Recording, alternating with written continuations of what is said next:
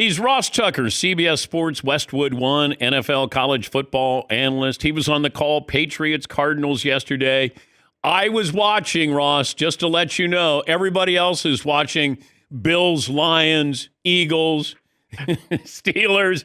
I'm watching the Patriots and the Cardinals. He'll also be in the booth for Westwood One Thursday night, Broncos and the Chargers.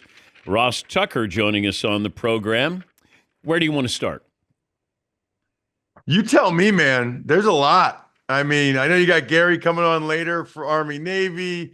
We can talk about the Heisman. You know what? You know where I would like to start, Dan? I would like to start with the college football playoff and the transfer portal. Okay. And I'll tell you why. Okay. I live in central Pennsylvania. I live in the Harrisburg, Hershey area.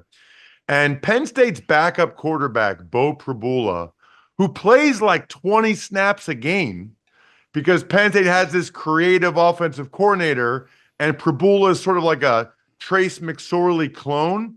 He announced last night that he's going into the transfer portal and will not be with the team for the college football playoff. So now they're playing Saturday against SMU. It's the first playoff game in Penn State history. It's a home game. He grew up going to Penn State games. He's a huge Penn State fan. He loves Penn State. He's living his dream.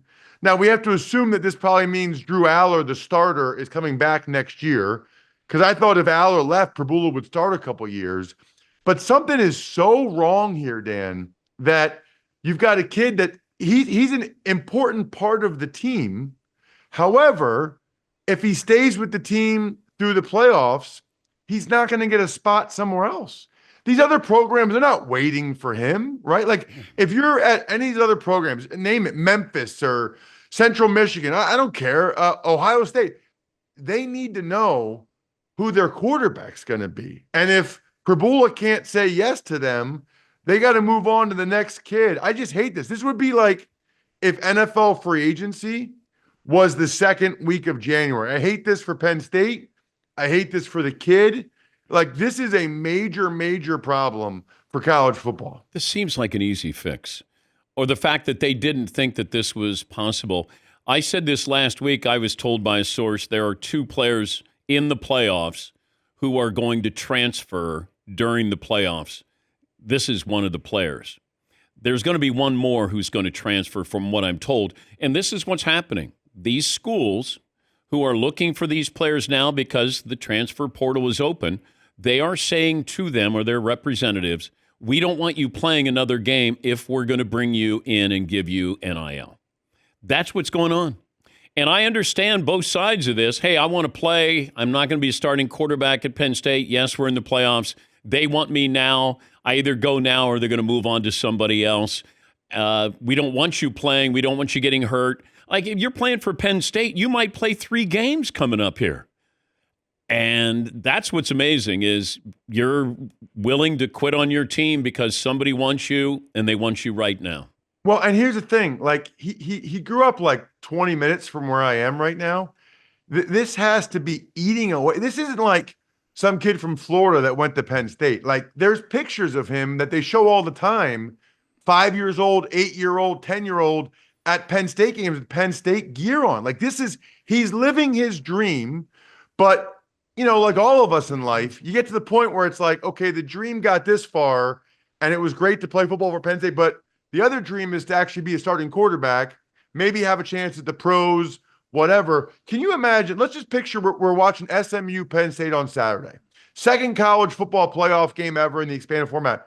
What happens if Drew Aller gets hurt on the second play, and Penn State has to put a true freshman into the game that's never played before other than garbage time? That is such a bad look. And the thing is, I know there's a window for after the playoff where guys can enter the portal, but that's these other coaches, their livelihood. We got group of 5 coaches getting fired after 2 years all over the place. The guy at Charlotte, Tom Herman, FAU, they're getting fired like this. They can't wait. Plus, the thing that people never even talk about, they are still supposed to be taking classes. Like, they are supposed to be registered for the second semester. Like, that's not even now you're a getting conversation Ross. anymore. Now you're getting silly. You went to Princeton. That's different there. Your initial reaction, comments to Bill Belichick going to North Carolina.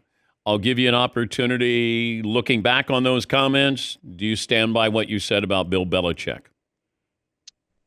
Yeah, I mean, well, now when I said it on the radio in Boston, I was laughing because knowing his personality and the way he treats people, and knowing what I think is the most important thing for college head coaches, that they're like polar opposites, right? So the key for college football coaches, head coaches, you're basically the CEO of a huge operation. And the two most important things you can do are to convince 17-year-olds and their parents that they should come play for you, and convince rich people that went to the school or are fans of the school to give you more money. That's the job, Dan. Like, that's the biggest part of the job. Belichick is definitely the best game planning schematic coach I was ever around. But you hear Brady's comments, Edelman's comments, you talk to anyone that's ever played, and I know people are going to reply in the comments, you only played 2 games for him, dude. Yeah, I know I only played 2 games. I was there for parts of 2 seasons. I know what he's like. I know his personality. It's 100% negative reinforcement. The first thing they do at 8 a.m. team meeting is show the 5 worst plays from the day before. No one I know or has spoken with him, Dan, can picture him being in a living room recruiting or talking to donors and trying to get money. Nobody can picture that. And maybe they can have success without that. Maybe he can hire some people that can do that part of it. I'll also say this, looking at the buyout, Dan, I firmly believe, and maybe I'll be wrong, and maybe we won't get a chance to see it. I firmly believe that as soon as he got an NFL opportunity or gets an NFL opportunity, I think he would leave the next day. I think he would leave the next day, even if I think the initial buyout's $10 million. If somebody decides in January that they want Belichick, I think he'd be gone. Certainly next year, if someone gets fired, I think he'd much rather be in the NFL. Why is the buyout $1 million? Because he wanted it that way. But North Carolina. But the optics are terrible. It's a great point. It's a great point. Guess what? He doesn't care about the optics, just like I don't really believe he cares that much. Like, it would be a bad look for him if the Jaguars offered him the job and in January he leaves UNC. I just don't think he cares that much. I think he'd say, listen, like, I'm sorry, but I have a better opportunity, or I want to take this. I don't think he would care that much about what that means for North Carolina. On some level, I feel like North Carolina, Dan, is getting already what they wanted out of this. Everybody's talking about them. They were able to reel in the big fish. They're getting relevancy.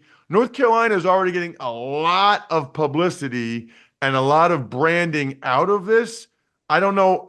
Obviously, they wouldn't be happy if he left. But, I mean, does anybody really think he'll be there for 3 to 5 years? I don't, unless no NFL team wants him. And maybe he'll stay because I'll give him credit for this. I never thought he would do this. He must really love coaching football. I personally thought he wanted to continue to coach in the NFL to break down Shula's record. The two huge positives about Bill: unbelievable schematically and game planning, and he clearly really loves it, because there's no other explanation for him to take this North Carolina job. He's Ross Tucker, CBS Sports, Westwood One NFL college football analyst and host of Ross Tucker Football Podcast. The NFL MVP race is just about over. Yeah. It's over. I mean, it's Josh Allen. It's over. The guy is unbelievable. Now, listen, there's 3 games left. That's a decent size of games. But what he's just done, especially against the Chiefs and the Lions, 2 games that everybody was watching, and even in a losing effort against the Rams, that was another game everybody watched, and he was ridiculous in it. You know, I don't like to get too prone to hyperbole, right?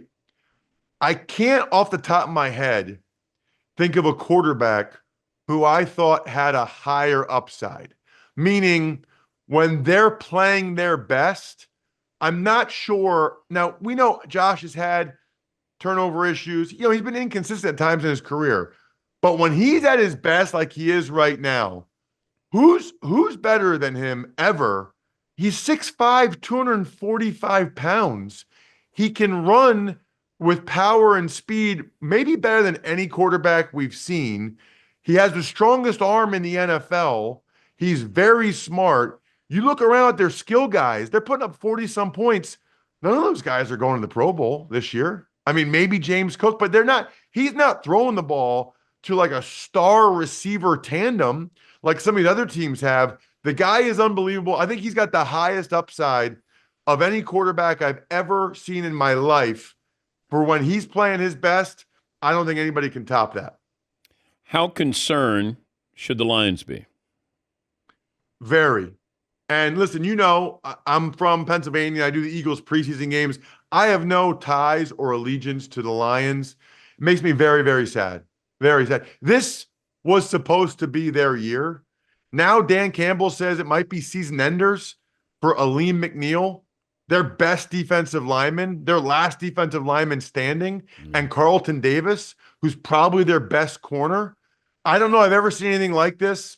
They've lost, 7 starters on defense, and it's a darn shame, Dan. It really, I wanted them to see this through, and I wanted to see what they could accomplish this year. Now, they'll get some guys back. Anzalone will be back, so we'll see who they can get back for the playoffs, but it really, really stinks. We know that, this is why I laugh when people say injuries are no excuse. Really? Okay, so maybe injuries are no excuse, but they might be the reason. I mean, you watch the games, right? You see what the Lions defense was when they had Hutchinson and all their starters. Now you watch what it is when they've lost all these guys. At some point, if it's not an excuse, it's darn sure the reason why their defense stinks now. I know that you were doing your game when the Eagles and the Steelers were playing, but I watched it. Oh, you did while you were doing your game? Yeah, no, not while I was doing it. But after I got back to the hotel before the red eye, I watched it because I watch every Eagle snap because I talk about it so much during the week. Okay. Anything jump out at you with that performance? Yeah, I mean, I think, I do my power rankings on the Ross Tucker podcast on Tuesday. I'm going to have them number 1. I think they're pretty clearly the most talented roster in the NFL. I think they're the best team right now in the NFL. The thing I said on social media, this thing I do for for Eagles fans, I hope they appreciate the offensive line. That is not normal what they're doing. Dan, their last drive was 10 and a half minutes. Yeah. 10 and a half minutes. The Steelers had 2 possessions and 11 plays in the second half. Never heard of that in my life. They haven't given up more than 13 points. The defense, and there was a fumble return against the Jags. The defense has not given up more than 20 points since the bye. It's statistically the best defense since the bye, which was week 5. Their receivers are absurd. We saw that with Devontae Smith and A.J. Brown yesterday. You know about Saquon. The only real question mark is Hurts. When he plays at that level like he did yesterday, good luck, right? Like, to beat them, you're going to have to force Hurts to beat you, and he's going to have a bad game. It's like, force the other team to shoot threes or whatever in hoops, and they have an off night and they're missing them. That's your only shot right now against the Eagles. Stop the run, force Hurts to make plays in the passing game, hope that he has a bad game and you win. Safe travels. Thanks for joining us. Thank you. Always, Dan. Thanks for having me. Ross Tucker, host of the Ross Tucker Football Podcast. And he'll be on the call Thursday night. Broncos and the Chargers. That'll be Westwood 1. Take a break. When we come back, we'll give you our best and worst of the weekend.